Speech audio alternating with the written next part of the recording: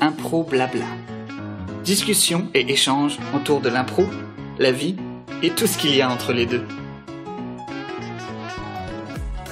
Alors, bonjour tout le monde, bonjour et bienvenue pour cette nouvelle édition hors série d'Impro Blabla, dans la continuité de l'épisode qu'on avait fait avec Valentine Nogalo et Gabriel Artaud. Je suis en présence virtuelle de deux autres protagonistes, oui, c'est le mot, de la recherche en improvisation, en la présence de Jocelyn Garneau et François-Étienne Paré. Alors, bonjour à vous deux, ça va bien? Oui, bien, merci. Oui, ça va bien, merci. Alors, merci d'être avec nous pour discuter aujourd'hui. On va parler d'un sujet bien précis, un projet que vous avez mené pour la recherche et l'état des lieux du milieu de l'impro au Québec. Je vais commencer rapidement par vous présenter. Jocelyn, toi, tu es un improvisateur qui vient, je crois, de Trois-Rivières. Tu as joué à la L'Huître notamment et la LIM, la Ligue d'improvisation mauricienne. Oui, c'est ça. Je viens de Québec à la base, mais ma vie d'adulte s'est passée beaucoup à Trois-Rivières. Et tu es l'un des instigateurs de la CRIS, la coalition de recherche sur l'improvisation et les spectacles spontanés, qui a notamment produit la revue Réplique, qui en est à son 5e numéro. Oui, qui est qui a 4 numéros de publiés. On travaille sur le 5e là, pour réparer la grosse erreur de Gabriel Artaud là, sur le dernier podcast, qui disait qu'il y avait 5 numéros de publiés. Et je ne l'ai pas corrigé, donc... On est proche. Il est déjà dans nos têtes, ce 5e numéro, tellement qu'on a hâte. Donc, merci pour ce beau projet. Je les ai tous lus avec grande attention, même celui qui n'est pas encore publié. On a hâte. Et on est également avec François-Étienne Paré, donc François-Étienne qui est directeur artistique du théâtre de la LNI. Oui, encore et toujours. Un des comédiens de la compagnie depuis 1999. Oui. Donc, improvisateur vieillissant et directeur artistique du théâtre de la LNI, oui. Donc, il y a quand même un pilier de l'organisation. Ben oui, on peut dire ça. Oui, avec le nombre d'années, disons-le. Donc, si vous êtes avec nous aujourd'hui, c'est pour parler justement du rapport sur l'état du milieu québécois de l'improvisation théâtrale qui vient tout juste d'être publié au printemps, ça a été faisant l'état des lieux, faire des constats sur ce qu'est l'improvisation théâtrale au Québec et ce qu'elle pourrait devenir à l'avenir. J'aimerais discuter un petit peu avec vous sur la démarche qui a mené à ce document qui est quand même assez... important, on va se le dire, une centaine de pages, je l'ai là. Oui, 150 pages. 150 pages, un gros travail, un vrai travail de recherche qui est assez complet, je dois dire. J'ai eu l'occasion de le lire. De mon point de vue, je trouve également, il y a un beau recul pris sur le milieu et sa pratique, assez objectif. Donc, félicitations pour ça. Je voulais savoir donc, d'où vient-il ce projet-là? C'est dans la foulée, dans le fond, d'un désir de faire reconnaître la discipline de l'improvisation théâtrale, entre autres.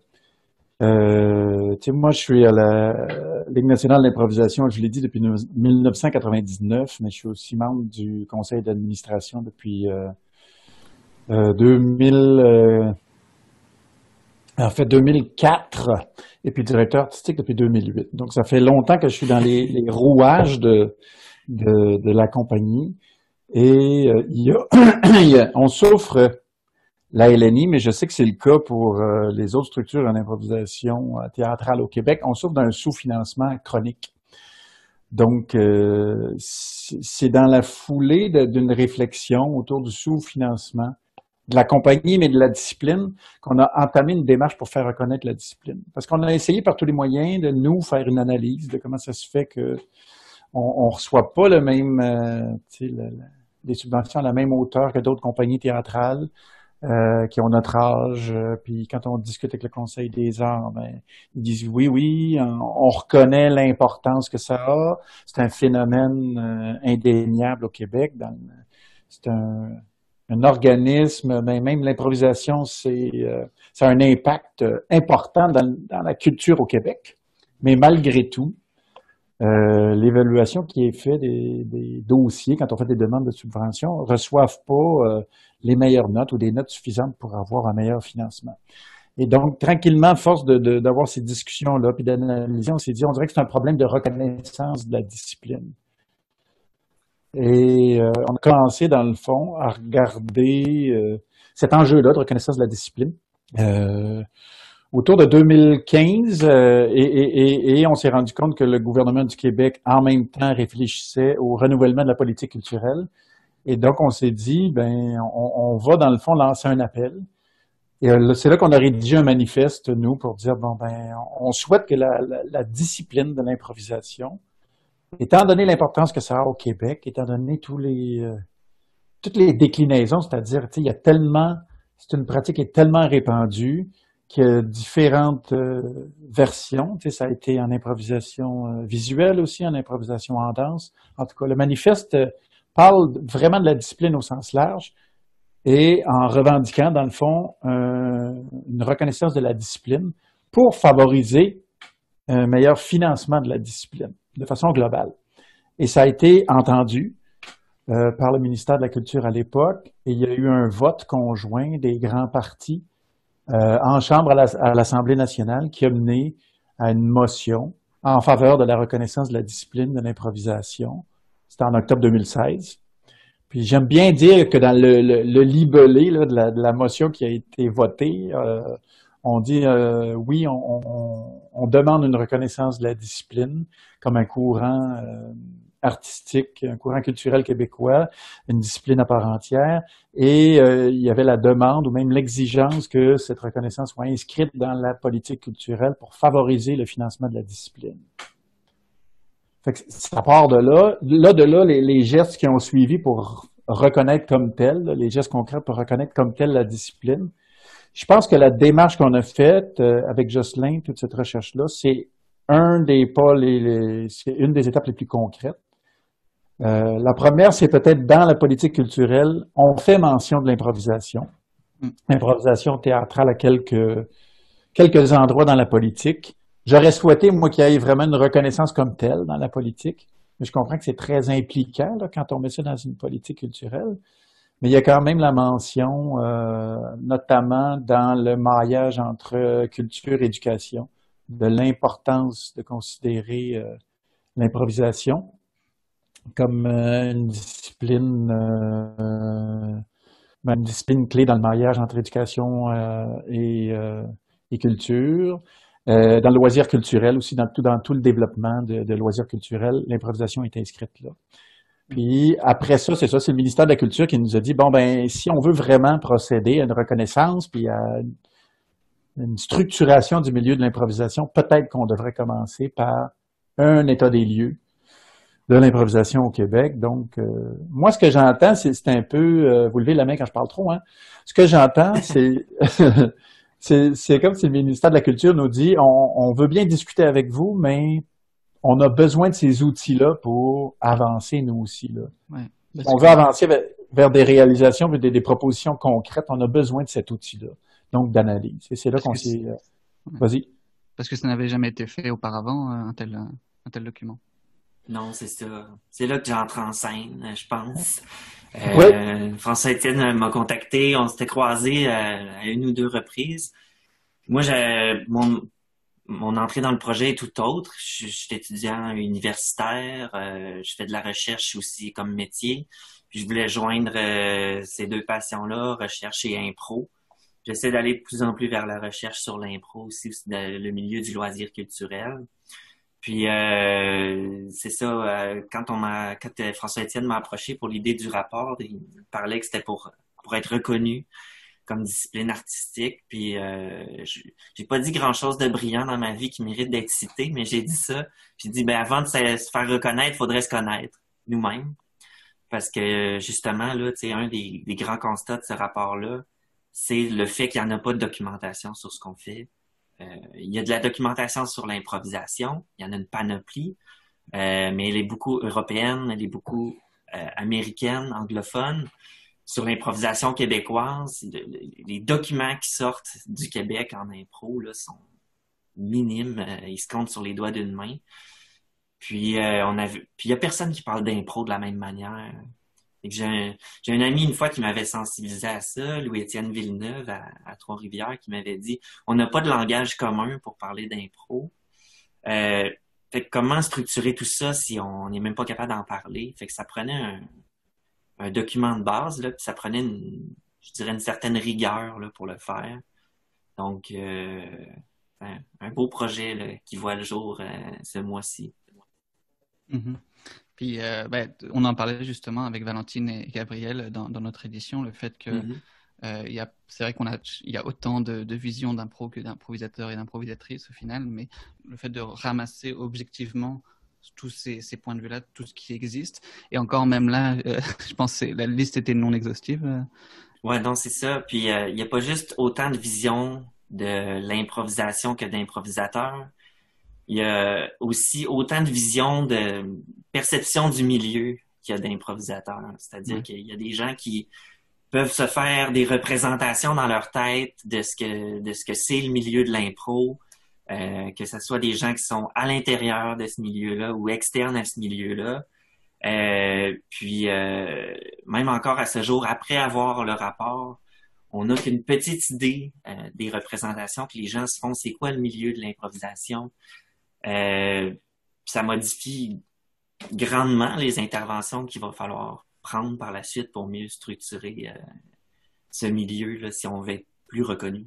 Au final, c'est la constitution de ce rapport-là, c'est un enjeu d'abord politique pour avoir une reconnaissance au niveau des institutions, mais aussi de le donner au milieu de l'impro pour qu'il puisse lui-même faire ce constat de ce qui se faisait globalement au Québec. Oui, tout à fait. Tu sais, je pense que ça va dans les deux sens. En réfléchissant justement à la reconnaissance de la discipline, je me disais, il y a plusieurs choses. Oui, il faut que le milieu lui-même fasse l'effort de se structurer, je pense. Tu sais.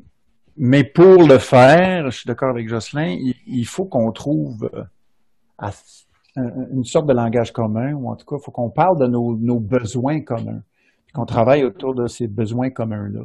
Il y a comme une pudeur, on dirait, dans le milieu de l'improvisation, de se dire, comme on ne fait pas des spectacles de la même manière, comme on a des approches qui sont différentes, on est prêt à parler de ça, mais on dirait qu'il y a une pudeur de parler de nos besoins communs, tu sais, en se disant, je me souviens que j'ai déjà assisté à une rencontre où on parlait de la possibilité de mettre sur pied un portail qui pourrait accueillir toute l'offre en improvisation à Montréal.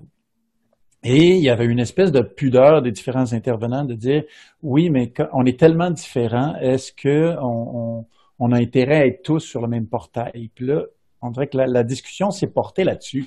C'est de dire, est-ce que c'est... Et ça a été, finalement, la discussion a été plus sur nos différences que sur nos besoins communs.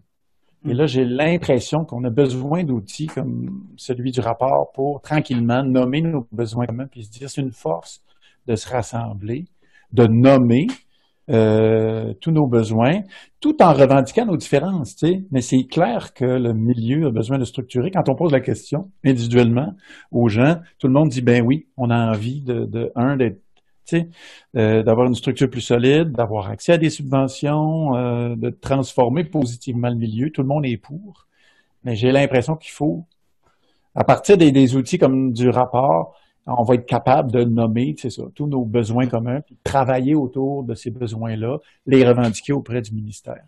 Mm-hmm. Puis il y a aussi une fonction de prise de conscience, le rapport, un outil de prise de conscience, je dirais, au-delà d'être aussi un outil politique, dans le sens où tu sais, on a un besoin de se mobiliser ensemble si on veut aller plus loin. Mais cette habitude de travail ensemble-là n'est pas là. Puis elle n'est pas là pour une raison tout à fait normale, c'est que le milieu il s'est développé beaucoup en parcelles individuelles, indépendantes. C'est pas une ligue qui se dit on réfléchit à une vision stratégique de l'improvisation pour le Québec, puis là ça nous prendrait une ligue à Rimouski. Donc c'est une organisation d'impro à Montréal qui décide que c'est stratégique pour elle qu'il y ait de l'impro en région. Non, tu sais, c'est des gens de région qui ont dit, ben nous aussi, on veut faire de l'impro. Ils n'ont pas été consultés personne, là, ils l'ont fait. Donc, on a toujours été capable de le faire tout seul. Donc là, il y a pas une culture organisationnelle de travailler ensemble. Tout ça est à bâtir. Puis pour bâtir cette culture-là, mais ça prend des référents communs, ça prend des ce qu'on appelle des lieux communs là, pour avoir une communauté, des lieux pouvant être des objets, des histoires communes, des choses comme ça. Puis je pense que le document, qui est le rapport, peut être un de ces lieux importants communs-là, où tout le monde retrouve les mêmes informations, puis peut adopter le même discours pour se rassembler. Et en ce sens, vous avez dans le rapport catégorisé 3 sous-groupes du milieu de l'impro, à savoir le scolaire, l'amateur et le professionnel. À quel point la ligne entre chaque catégorie, les liens qui transversaux entre chaque a été facile ou difficile à démêler? C'est très perméable. Hein? Ces 3 milieux là, qui sont pas mutuellement exclusifs. C'est-à-dire que on passe rapidement du scolaire à l'amateur quand on sort de l'école, là, après le cégep, après l'université, après le secondaire. Donc ça, la transition est très rapide. C'est rare qu'on retourne vers le scolaire après ça. Mais puis aussi, les intervenants dans le milieu de l'improvisation scolaire sont pour la plupart issus du milieu amateur. T'sais. Donc, les coachs des équipes d'impro secondaire, c'est pas des improvisateurs professionnels. Là, il y en a pas beaucoup, en tout cas, qui sont des improvisateurs professionnels. Puis c'est ça, la frontière est encore plus perméable, je dirais, entre le milieu amateur et le milieu professionnel, parce que les improvisateurs professionnels, qui sont pas très nombreux, là, soi-disant, et qui dédoublent leur carrière d'improvisateur professionnel avec celle de comédien professionnel dans d'autres médiums, là, le théâtre, le cinéma, la télévision, aiment ça faire de l'impro, mais ils n'ont pas toujours le contexte pour le faire de façon rémunérée, de façon professionnelle. Donc, s'investissent, je dirais, entre guillemets, bénévolement, dans des spectacles amateurs, de très grande qualité, là, soi-disant. Là, le fait qu'un spectacle soit créé dans un contexte amateur n'est pas garant de la qualité du spectacle. Mais donc, c'est ça, c'est pas mutuellement exclusif, c'est des frontières très perméables. Tu sais, je dirais qu'il n'y a pas assez de troupes d'improvisation professionnelle pour que les improvisateurs professionnels puissent avoir une pratique étendue. Là. Quand tu veux développer ta pratique, tu cherches des spectacles, des plateaux où tu peux, dans le fond, être en action devant le public. Et il y en a tellement peu que là, c'est là où ça devient aussi poreux. Quand tu as un désir de développer ta pratique, ben on n'a pas le choix, là. Je pense qu'il faut, si tranquillement on allait vers puis c'est un des objectifs là, du plan d'action, si on peut tranquillement professionnaliser le milieu, peut-être que les 3 sous-groupes vont se définir un petit peu plus clairement, là, je sais pas, là, c'est l'impression que j'ai. Et à travers vos interactions avec les membres de ces 3 sous-groupes-là, on parlait des besoins tout à l'heure. Comment est-ce que vous imaginez que ces besoins-là se recoupent les uns les autres? En ce moment, ils ont chacun, je dirais qu'ils ont chacun leurs besoins. C'est plutôt une interface entre les milieux qui manque. Si on regarde, par exemple, le milieu théâtral traditionnel, le théâtre répété, il y a des programmes théâtre-études, il y a des cours de théâtre au niveau secondaire. Puis là, ensuite, il y a des programmes aussi au cégep. Puis ensuite, les jeunes, les personnes qui décident qu'ils veulent devenir professionnels, il faut qu'elles entrent dans les écoles, les conservatoires et tout ça. Donc, le passage se fait directement du scolaire au professionnel. Dans le théâtre improvisé, c'est pas ça. Parce qu'il y en a pas d'école professionnelle pour devenir improvisateur. Donc, il faut absolument passer par l'amateur. Puis l'arrimage entre l'amateur et le professionnel se fait très de personne à personne, en cas par cas. Donc, il n'y a pas en ce moment d'interface qui fait que les milieux se parlent. Ça se fait tout un peu naturellement, cas par cas, personne à personne, mais il n'y a pas de structure justement pour supporter ces transitions-là. Donc ça, je dirais qu'un besoin commun, là, c'est que tout le monde se parle. C'est d'ailleurs une des recommandations du rapport, c'est améliorer le réseautage, créer des nouvelles opportunités de rencontres, de partenariats. Parce que souvent, on a des fausses représentations de ce que chacun des milieux fait, chacune des organisations fait. On ignore que certaines organisations agissent dans des secteurs qui serait bénéfique aux autres. Il y a des bons coups, il y a des apprentissages à faire. Puis c'est ça, les gens vont pas chercher l'information. Puis je les comprends, hein, parce que, tu sais, 90% du milieu au Québec adulte est amateur. Puis 90%, je dirais que c'est un chiffre assez conservateur, là, pour être prudent. Donc, il n'y a pas de structure, il n'y a pas de personnel là, rémunéré qui fait du travail. C'est tout du travail bénévole. Fait que faire du développement, faire de la recherche d'informations, c'est la dernière priorité de quelqu'un qui tient une ligue à bout de bras. Puis Donc, c'est ça aussi là, qu'il faut faire. Là. C'est trouver des moyens de se parler plus. Puis c'est un peu le but derrière Réplique là, que tu as mentionné tantôt. C'était d'amener l'information aux gens plus facilement. Corrige-moi, Jocelyn. Vas-y, Jocelyn. Vas-y. Ah, okay. Non, on est tellement polis. Non, mais j'allais dire correctement si je dis des âneries, là, mais j'ai l'impression aussi qu'on arrive à un moment du développement de l'improvisation au Québec où on a besoin de se rencontrer. J'ai l'impression que les différents spectacles, les troupes, les ligues ont eu besoin pour se définir, de nommer les différences.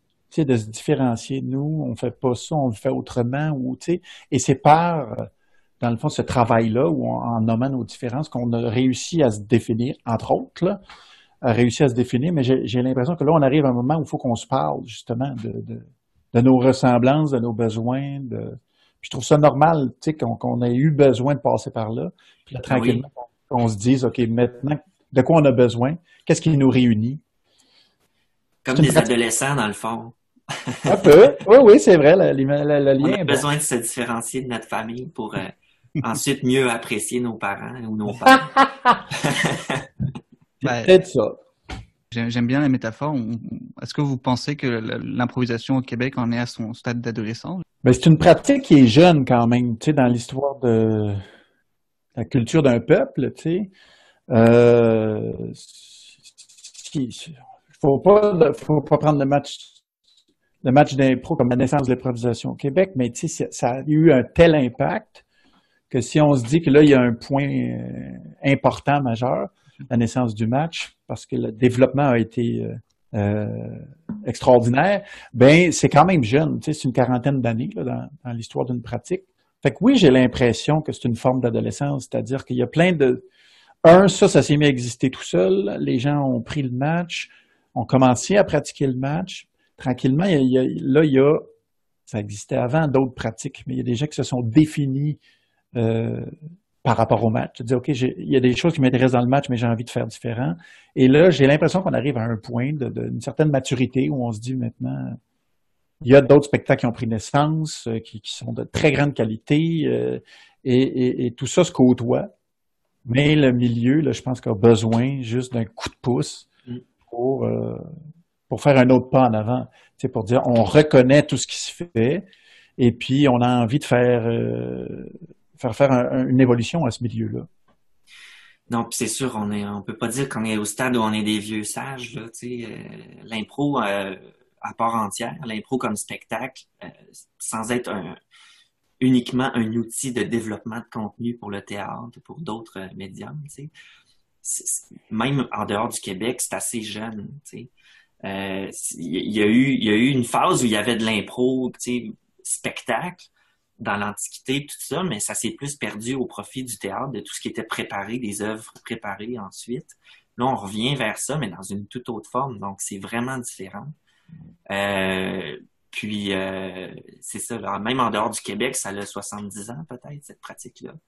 C'est pas beaucoup pour un art, là. Les autres arts, c'est quoi? C'est 5000 ans, c'est 400 ans la peinture, tu sais.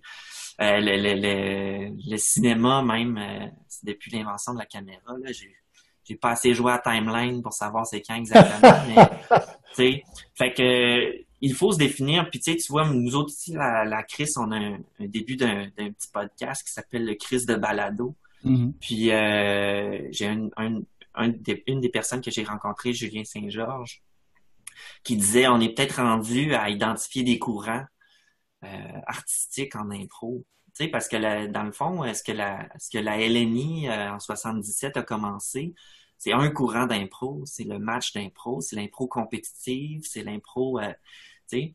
Donc, Puis là, ce qu'on voit émerger, c'est un peu des revendications d'autres organismes de faire, ben il y a d'autres types d'impro, il y a d'autres courants qu'il faudrait développer aussi parce qu'il y a ça donne des œuvres différentes, ça crée des apprentissages différents chez les comédiens qui pratiquent ces formes-là. Donc, on est peut-être rendu juste à la deuxième génération d'impro, finalement. C'est pas beaucoup pour dire, ben voici ce qu'on sait. Et donc, tu parlais que vous avez regardé aussi ce qui se faisait en dehors du Québec. Est-ce que vous aviez, pour baser vos recommandations, est-ce que vous êtes allé regarder ce qui se faisait ailleurs dans le monde aussi au niveau de ce genre d'initiative? On y a réfléchi, mais on n'est pas été là. Puis la raison est simple, c'est parce que c'est structuré complètement autrement ici par exemple en France ou aux États-Unis.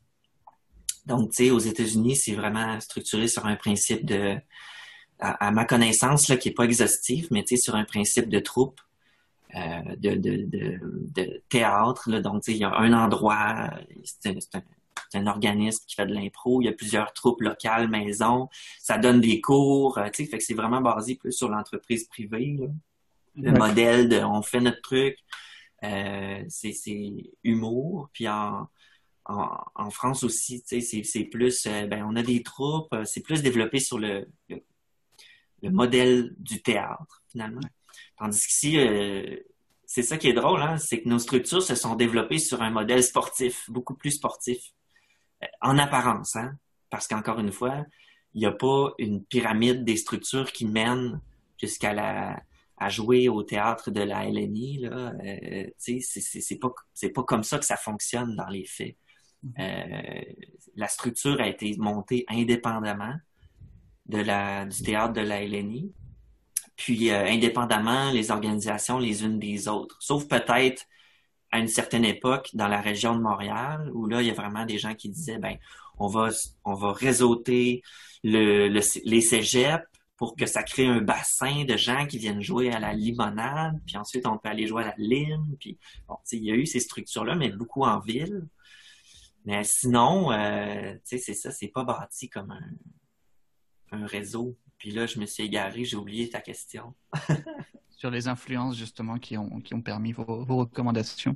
Oui, c'est ça. Donc, on a plus essayé on va en parler peut-être du plan d'action si on a le temps, mais on a plus structuré le plan d'action en fonction des observations qu'on a pu voir dans d'autres milieux artistiques au Québec. Notamment, tu sais, comment le cirque s'est structuré dans les dernières décennies. Puis là, c'est François Étienne qui a regardé ça un peu plus que moi. Mais ils ont un peu été dans la même démarche où ils se disaient, on est un art à part entière, ça nous prend une reconnaissance, ça nous prend du soutien. Donc, ça a été observé. Au niveau du conte aussi, comment le conte est structuré. Il l'est moins que le cirque, mais il est dans ce processus-là en ce moment aussi. Puis, il y a des apprentissages à faire là. C'est sûr que dans les prochaines étapes, il y a des gens de ces milieux qui seront appelés à venir partager leur expertise, là. Tu sais, pour parler de ça, oui, j'ai observé ce qui s'est fait dans le domaine du cirque. Là. Encore une fois, dans mon cas, pas de façon exhaustive. Mais il y a une reconnaissance qui a été faite des arts du cirque de la part des conseils des arts. Conseil des arts et des lettres du Québec, Conseil des arts de Montréal, Conseil des arts du Canada.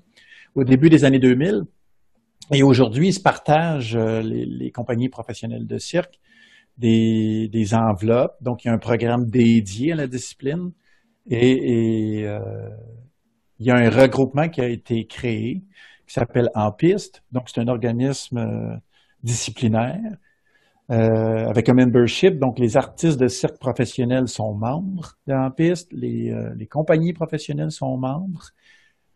L'organisme offre des services aux membres. Ça peut être de la formation continue, ça peut être de l'accompagnement pour naviguer dans les différents programmes. C'est quelque chose que je souhaite pour le milieu. Tu sais, en regardant le milieu du cirque, je me suis dit, c'est un modèle qui, à mon avis, conviendrait au milieu de l'improvisation. Si on arrive à se structurer puis à avoir un modèle comme celui-là, moi, je serais très heureux. Tu sais, Je rêve que dans 5 ans, il y ait, je ne sais pas, une dizaine de troupes professionnelles qui aient accès à un programme de subvention, qu'on se partage dans le fond avec des évaluations qui sont faites des différents dossiers, des différentes demandes de soutien, qu'on se partage cette enveloppe-là, puis que ça donne une vitalité à ce milieu-là, qui en a besoin. Si on peut avoir des meilleurs moyens pour produire nos spectacles, évidemment, nos spectacles vont être meilleurs. Si les improvisateurs peuvent être mieux soutenus et vraiment faire une carrière, eh bien, évidemment, toute la discipline va en bénéficier. Puis si vraiment on peut aussi faire une recherche, c'est-à-dire que les improvisateurs québécois, des fois, on entend est-ce que c'est les meilleurs au monde, pas les meilleurs au monde, gna, gna, gna. Ce que je constate quand je regarde ce qui se fait ailleurs, nous, nos capacités de faire une réelle recherche là, en atelier, puis se dire, OK, on a des enjeux artistiques qu'on veut tester, qu'on veut fouiller, documenter. Nos moyens pour le faire sont tellement petits que, oui, on se développe dans nos spectacles, on discute beaucoup de notre pratique, mais si on pouvait avoir des réels outils pour faire de la recherche, pour faire évoluer la discipline, ça serait extraordinaire. Après ça, je serais très à l'aise de m'asseoir avec d'autres personnes qui pratiquent l'improvisation dans le monde, puis dire, ben, on peut-tu partager nos recherches, puis mais on n'est pas encore à cette étape-là. Puis, c'est peut-être pas l'essence de la question, mais je pense que c'est un fait important qu'il faut jeter de la lumière dessus, là. C'est correct aussi de faire de l'improvisation et de pas vouloir développer la discipline. Ce que je veux dire, c'est correct aussi de le faire juste pour le plaisir, en amateur. C'est une pratique tout à fait légitime qui mérite aussi d'être mieux soutenue. C'est-à-dire que pas par les mêmes instances, évidemment, pas par les conseils des arts ou tout ça, parce que c'est pas la même pratique. C'est plus ici un loisir, mais un loisir qui soutient quand même le milieu professionnel, qui donne de la visibilité, qui crée une base de spectateurs intéressés par des nouveaux spectacles, des essais, de l'expérimentation. Mais en ce moment, le modèle de la ligue d'impro, qui est le plus répandu dans les villes, dans la métropole, la capitale, c'est pas un modèle qui est facile à faire reconnaître par la ville, parce que c'est pas comme ça que les municipalités, les villes reconnaissent les organismes de leur territoire. Donc, il y a tout un travail à faire ici pour mieux faire reconnaître c'est quoi la valeur de la Ligue, la légitimiser aussi, parce qu'il y a des fois, faut faire attention qu'il n'y ait pas un dédain non plus ces 20 personnes qui ont juste du plaisir à imaginer des histoires en jogging. Ben oui, c'est une pratique légitime. Puis ça crée une offre culturelle locale dans la ville. Puis c'est ça qu'il faut que les villes devraient soutenir aussi. Tu sais, c'est souvent un des seuls spectacles locaux dans les villes de région qui est 100% local. C'est pas soutenu parce qu'on le vend mal, parce que le modèle Ligue est pas adapté à être reconnu par les villes. Fait qu'il y a pas juste au niveau de la culture là qu'il y a une meilleure reconnaissance à aller chercher, mais il y a aussi au niveau de la pratique qui s'apparente plus je dirais pour faire un parallèle sportif là, même si on essaye de pas le faire, mais à la pratique récréative versus la pratique élite là. Tu sais. Il y a cette portée culturelle dont tu parles, mais je pense aussi qu'il y a une portée véritablement sociale qui s'ajoute à cela. Moi-même, je prends mon exemple personnel. Je suis arrivé au Québec en 2011, tout jeune. C'est notamment grâce à l'improvisation, en pratiquant dans différentes ligues, que j'ai pu m'intégrer et découvrir d'autres facettes du Québec que j'aurais jamais eu l'occasion de découvrir sinon. Donc, à tout cela, ça s'ajoute et c'est un argument de plus, je pense. Oui, exact. Pour avoir déménagé plusieurs fois aussi, même juste à l'intérieur du Québec, c'est un vecteur de rencontre pour s'intégrer à son milieu là, exceptionnel. Puis je dirais, je m'avance peut-être sur un terrain glissant, mais mieux que d'autres pratiques de loisirs, là, parce que il y a un caractère très social, bâtir une confiance avec ses partenaires de jeu qui affecte ensuite la vie des gens. Puis je pense que c'est indéniable, puis on en parle souvent justement dans beaucoup de nos discussions. Le temps avance vite et je voulais aborder avec vous justement le plan d'action que vous avez établi dans le rapport, qui s'échelonne sur 36 mois, je crois. Ça se peut qu'il y ait un petit délai à cause situation actuelle, mais il a au moins le mérite de mettre les bases sur des échéances précises. Je ne veux pas le détailler au complet parce qu'il est quand même assez dense et rempli. Mais est-ce que vous vouliez m'en parler un petit peu de comment est-ce qu'il a été établi et c'est quoi les enjeux qui en découlent? Je dirais que dans le plan d'action, là, si on regarde globalement, il y a 5-6 points qui sont centraux.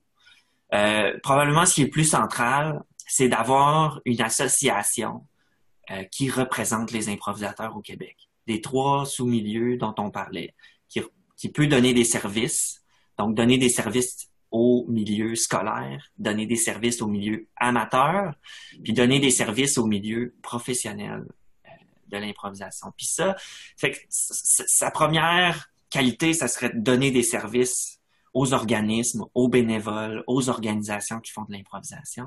Son deuxième grand rôle, ça serait de représenter le milieu auprès d'instances provinciales, les gouvernements, les ministères, les tables d'organismes nationaux de loisirs pour le cas du milieu amateur, parler avec l'UDA au niveau, du moins pour les démarches préliminaires d'organiser notre milieu professionnel, parler avec l'UDA. Donc, en ce moment, il n'y a pas d'interlocuteur privilégié pour le milieu. Par défaut, c'est en ce moment le théâtre de la LNI qui joue ce rôle-là parce que les gens leur reconnaissent cette légitimité. La population générale, on parle d'impro, on parle de la LNI, là, c'est sûr. Mais c'est ça, il faudrait qu'il y ait une association qui puisse le faire plus largement et représenter tout le monde. Parce que je veux rien enlever au théâtre de la LNI, mais ça reste que peut-être que la Ligue de Gaspé reconnaît peut-être pas la légitimité à la LNI de parler pour eux. Là. Puis je sais pas ce que tu en penses, François-Étienne, mais je pense moi, Non, mais moi, je serais bien mal à l'aise de parler pour les autres. Là, que... Non, mais notre devoir, nous, c'est de parler pour nous. Là, puis on reconnaît qu'il y a d'autres pratiques que la nôtre. Et puis, il faut... Moi aussi, je suis d'avis que ça prend un organisme... rassembleur qui représente tout le monde. Puis, tu sais, la première étape, ce qu'on propose dans le plan d'action, c'est une table de travail, dans le fond, où tout le monde est bien représenté, ou assez bien représenté, tu sais, que chaque région se sente bien représentée, chaque sous-groupe se sente bien représenté. Et dans le fond, le travail qui va être fait à cette table-là devrait mener aux bases de l'organisme.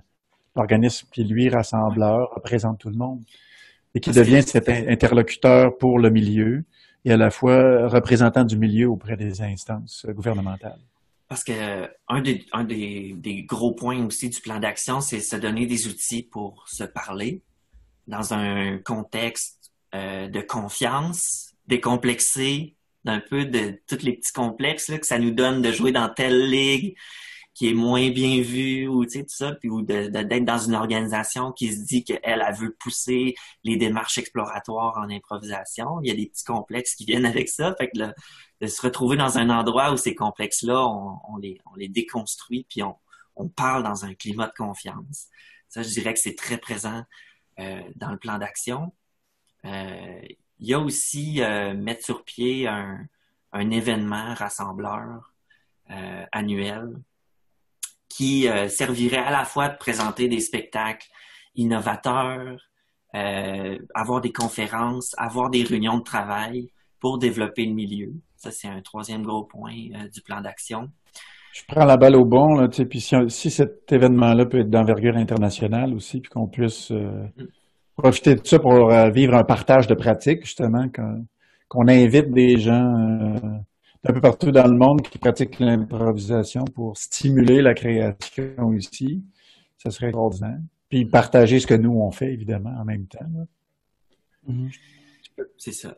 Développer un langage commun. Ben oui. Développer un langage commun, puis pas juste pour nous, aussi pour les médias.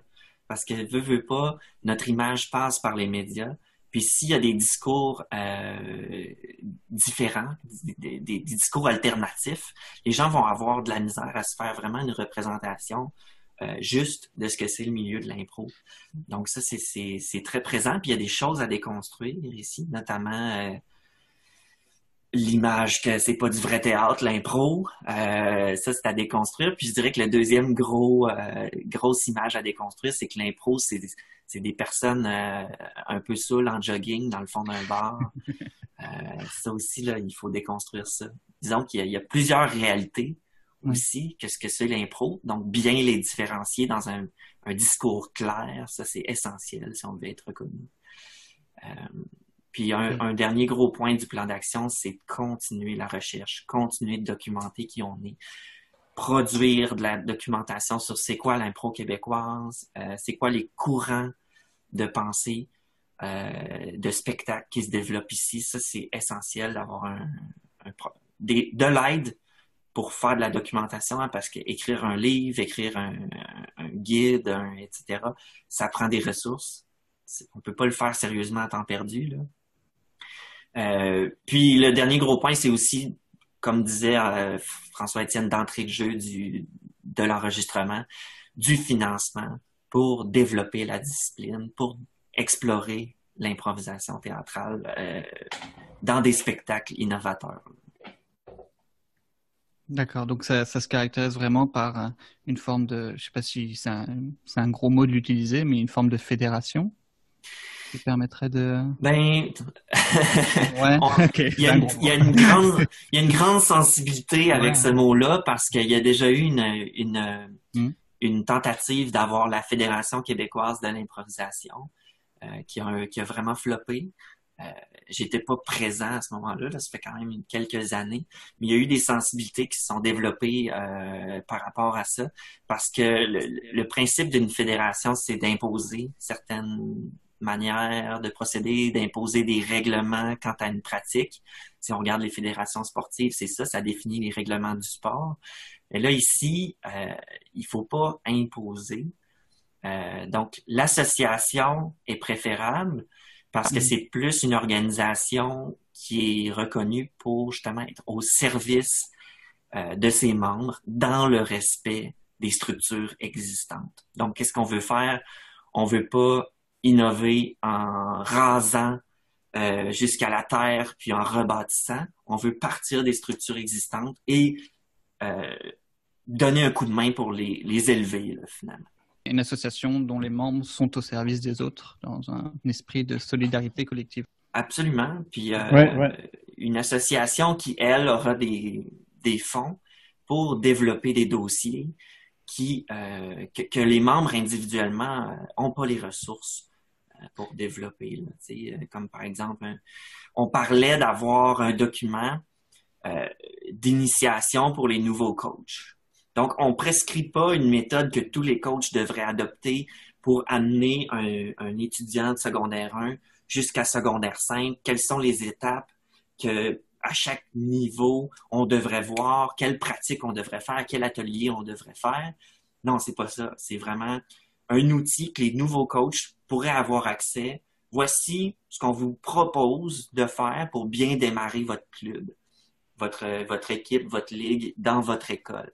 Fait que les coachs chevronnés ont leur propre méthode, ils n'ont pas besoin de cet outil-là. Mais cet outil-là serait très utile pour tous les coachs qui sont des nouveaux joueurs au cégep, qui viennent de sortir du secondaire, les professeurs de français qui n'ont jamais fait ça, mais que le dossier se retrouve de facto dans leur cours. T'sais. Donc, c'est des outils comme ça que l'association pourrait mettre à disposition. Qui sont reconnus par la majorité. Oui, si jamais la majorité en veut bien. Non, mais il y a toutes sortes de façons de donner des ressources, puis après ça, de laisser les gens, dans le respect des différentes pratiques, là, tu sais, je sais pas si mon parallèle est bon, mais quand j'étais à l'UQAM, ma formation en art dramatique, les cours de mouvement qui étaient offerts, ça pouvait être du clown, ça pouvait être du katakali, ça pouvait être de la danse, ça pouvait être des arts martiaux, mais, et on pouvait, nous, étudiants, dans le fond, choisir le cours de mouvement qui correspond à nos besoins, à nos désirs, à notre pratique. Tu sais, j'ai l'impression que si on donne des outils à tout le monde, en se disant, on reconnaît qu'il y a des pratiques diverses, puis on vous donne des ressources, et après ça, à vous de construire, dans le fond, votre pratique avec ces éléments-là qui sont des outils pour vous développer. Moi, j'ai l'impression que là, dans le fond, on permet à tout le monde de vivre un développement qui est respectueux de je sais pas trop, justement, des différentes visions, des différentes façons de faire. Donc, proposer une offre de structure plutôt qu'un contrôle accru des pratiques, en quelque sorte. C'est ce que je pense. Aucun contrôle, en fait. Là, Ouais. c'est vraiment mettre à la disposition des outils. Si tu as besoin d'un outil, tu le prends. Sinon, ben, tu le fais à ta manière. Puis, ça, il faut respecter ça. D'autant plus qu'on est un milieu où la créativité joue une part primordiale dans ce qu'on fait.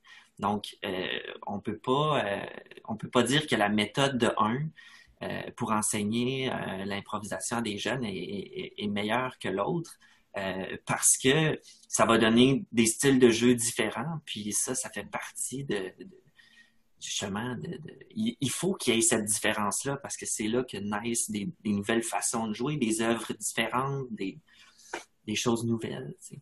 Et que même qui permet à la pratique de se renouveler et de continuer à évoluer au final. Mm-hmm. Exact. Il y a des fondements de base là, que tout le monde s'entend tout le monde s'entend que ça prend de l'écoute en improvisation. Tu sais, ça, c'est des fondements de base justement, on peut suggérer à un professeur de français de travailler ça au départ. Mais après, une fois que la base est vue, tu sais, il faut qu'il y ait des méthodes différentes d'enseignement pour que la diversité reste. Eh ben, on a bien hâte de voir ce que ça donne, que ce projet puisse aboutir. Encore une fois, il y a plein d'enjeux qui en découlent. On pourrait encore en parler pendant des heures, mais je crois qu'on est un petit peu pris par le temps. Donc, on laisse la conversation ouverte pour la suite, pour quiconque souhaite l'aborder. Rapidement, dans les prochaines étapes du plan d'action, avec la table de concertation que vous voulez mettre en place, est-ce que c'est ouvert à tous les organismes du Québec qui souhaitent avoir la parole ou... L'idée, c'est que tout le monde puisse en bénéficier. Pour être efficace, faut essayer de bien cibler les personnes qui vont être des voix sur la table. Mais oui, tu sais, l'idée, c'est que tout le monde se sente bien représenté puis que toutes les voix soient entendues sans qu'on soit 125 personnes autour de la table pour gagner quand même en efficacité. Parce qu'il faut faire la différence entre un exercice de consultation où là, tu essaies d'aller chercher le plus d'acteurs possible, puis un exercice de travail. Donc, on veut aller vers une table de travail. Mm-hmm. Donc, avancer des dossiers, puis tout. Puis là, plus il y a d'acteurs autour de la table. Évidemment, on va essayer d'avoir une représentativité de tous les secteurs, de tous les milieux, de toutes les réalités. Mais pour être efficace sur une table de travail, il faut essayer de limiter. Il y aura certainement des exercices de consultation déployés là, pour essayer d'avoir le plus de voix possible dans la prise de décision. Bien sûr. Encore une fois, on vous souhaite que ce projet aille à son terme, malgré la situation. De toute façon, on parle d'un vraiment plus long terme, donc pour le bien du milieu dans sa globalité. Donc, merci pour avoir initié ce projet. Merci également d'être venu en parler dans cette édition. J'espère qu'on aura l'occasion d'en rediscuter physiquement une prochaine fois. Oui, merci beaucoup à toi, Armand. Oui, merci. Ça fait partie justement des besoins de documentation, ce que tu fais. Ça répond à ce besoin-là, puis c'est précieux. Là. C'est sûr que moi, je vais tout aller réécouter ça, voir quelles informations on peut en ressortir. Puis, Tant mieux. Oui, c'est bien apprécié, puis ça va nous faire plaisir de revenir en discuter. Oui. Donc, à très bientôt et je vous souhaite une bonne journée. Elle ne fait que commencer. Donc, à très bientôt et on se revoit une prochaine fois pour discuter d'improvisation. Ok, merci beaucoup. Improblabla est un podcast proposé par les membres de la Rocambolesque. Retrouvez toutes les éditions sur rocambolesque.ca/improblabla ainsi que sur votre plateforme de podcast dédiée. Vous pouvez vous aussi faire partie de la discussion en nous rejoignant sur la page Facebook de la Rocambolesque, improvisation traditionnelle et expérimentale.